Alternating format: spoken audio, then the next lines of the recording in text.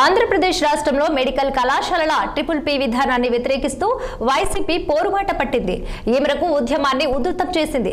కూటమి ప్రభుత్వం ముఖ్యమంత్రి చంద్రబాబు నాయుడు తీసుకున్న ప్రైవేటీకరణ నిర్ణయానికి నిరసనగా ఈ నెల 12న రాష్ట్ర వ్యాప్త ర్యాలీలు నిర్వహించనున్నారు. ఈ మేరకు ప్రజా ఉద్యమ ర్యాలీ ఉద్దేశాలు లక్ష్యాలను మాజీ ఎమ్మెల్యే శిల్పా రవిచంద్ర కిషోర్ రెడ్డి తెలియజేశారు. వైసీపీ నేతలు చేపట్టిన ప్రజా ఉద్యమ ర్యాలీలో ప్రజలు స్వచ్ఛందంగా పాల్గొని కార్యక్రమాన్ని విజయవంతం చేయాలని ఎమ్మెల్సీ ఇస్సాక్ బాషా పిలుపునిచ్చారు.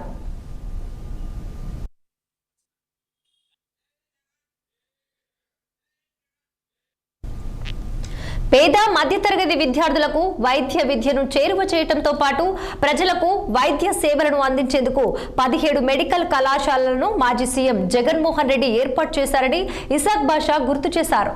ఈ మేరకు నేషనల్ మెడికల్ కౌన్సిల్ అనుమతులను తీసుకువచ్చి తొలి దశలోనే 5 మెడికల్ కళాశాలలను దిగ్విజయంగా ప్రారంభించినట్లు తెలిపారు.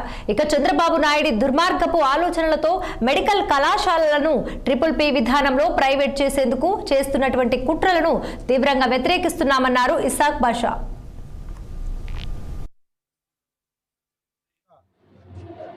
విద్యా వ్యవస్థలన్నీ నాశనం చేయడం మొదలుపెట్టినారు.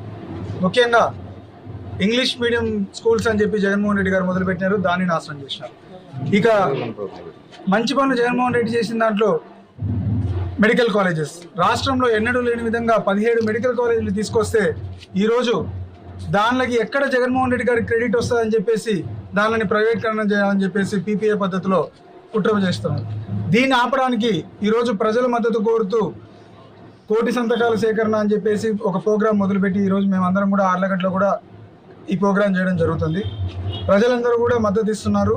రేపు ఎటువంటి పరిస్థితుల్లో కూడా ఇది జరగనీయకుండా వైఎస్ఆర్సీపీ పార్టీ దీని గురించి పోరాడుతుంది. ఈరోజు ఆర్లగడ్డ టౌన్ మున్సిపాలిటీ పరిధిలో ఈ కార్యక్రమాన్ని ముందరికి తీసుకెళ్తా ఉన్నాము. ఈరోజు పెద్ద ఎత్తున ప్రజలందరూ కూడా ముందరకు వచ్చి స్వచ్ఛందంగా వాళ్ళు కూడా మద్దతు తెలిపే పరిస్థితి ఉంది.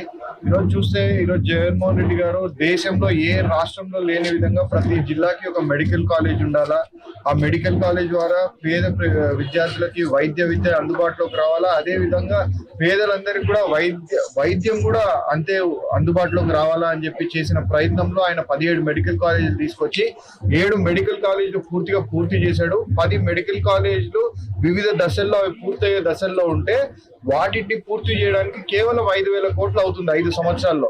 ఆ 5,000 కోట్లు నేను ఖర్చు పెట్టలేను, దానిని ప్రైవేటీకరణ చేస్తాను అని ఈరోజు పులివెందుల మెడికల్ కాలేజ్ లో 50 సీట్లు శాంక్షన్ అయిన సీట్లను కూడా ఆ కాలేజీలను కూడా ప్రైవేటీకరణ చేసి ఎకరాకు 100 రూపాయలు చొప్పున మెడికల్ కాలేజీలని ప్రైవేటీకరణ చేసేదానికి చంద్రబాబు నాయుడు గారు కంకణం కట్టుకున్నారంటే ఎంత దుర్మార్గానికి కంకణం కట్టుకున్నారో ఒకసారి ఆలోచన చేయండి. ఆఫీస్ నందు 12వ తేదీ జరగబోయే ప్రజా ఉద్యమానికి, మెడికల్ కాలేజ్ ప్రైవేటీకరణకు వ్యతిరేకంగా జరిగే ఉద్యమానికి ఈరోజు ఇక్కడ పోస్టర్ లాంచ్ చేయడం జరిగింది. అనివార్య కారణాలంటే తుఫాను ఇబ్బంది ఉండడం వల్ల 4వ తేదీ జరగవలసిన కార్యక్రమాన్ని 12వ తేదీకి మార్చడం జరిగింది.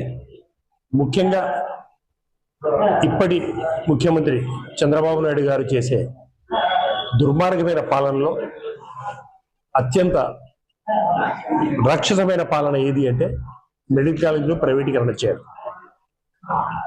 ఎక్కడైనా సరే విద్యా వైద్యం ప్రజలకు అవసరమైంది.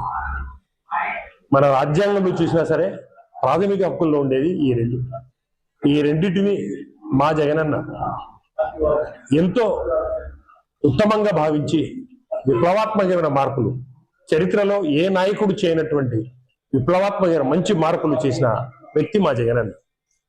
ఎడ్యుకేషన్లో ఎన్ని రకాలుగా చేశారు. ఇంగ్లీష్ మీడియం అనుకోండి, బైజూస్ టెక్నాలజీ అనుకోండి, ఈ రకంగా ఎన్నో చేశారు. అలాగే మెడికల్ కాలేజీలను కూడా 17 మెడికల్ కాలేజీలు ఆంధ్ర రాష్ట్ర చరిత్రలో ఎప్పుడూ లేనట్లుగా అందరినీ తీసుకొని వచ్చి మెడికల్ కాలేజీ పర్మిషన్స్ తీసుకొని మొదలు పెడితే దాన్ని దాచుకో దాచుకో ఈ స్లోగన్తో చంద్రబాబు నాయుడు ఎంతో అవసరమైనటువంటి మెడికల్ కాలేజీలను కూడా పీపీపీ మోడ్లో ప్రైవేట్ వాళ్లకు ధారాదత్తం చేయడం, పేదలకు విద్య నుంచి వైద్యం నుంచి దూరం చేయడం అమానుషం.